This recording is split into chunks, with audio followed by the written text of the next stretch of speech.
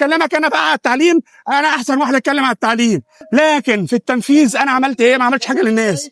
الناس اللي بيعمل لك برنامج قد كده، وبرضه عشان تبقى عارف ان اللي بيعمل لك برنامج يقول لك انا هعمل مستشفيات وهعمل مدارس وهعمل، كذاب. ليه؟ لان الحاجات دي شغل مؤسسات، يعني دوله بتعملها. ايوه ربنا يبارك لك، كتر خيرك يا عم وليد، شاكرين. انا بص الراجل ده اللي جاب لي الكرسي ده، والست اللي واقفه في الشارع دي بتبيع، هي اللي معلقه لي اليافطه دي. الراجل ده ده حب الناس على فكره. الله يخليك عم وليد، ده حبيبي ده، الله يكرمك.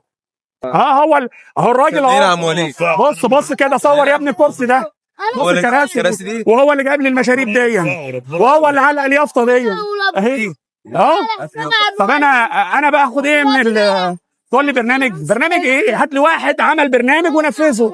انا بقى احسن واحد يتكلم في الميديا عن البرامج، لكن انا ما يهمنيش البرامج. تصدق بالله انا يهمني ولا اله الا الله، اقسم بالله اعضاء مجلس الشعب دول ما كنتش بشوفهم غير ساعه الانتخابات بس. وان شاء الله اللي جاي خير. دعواتك الله يخليك، ربنا يبارك لك، متشكرين.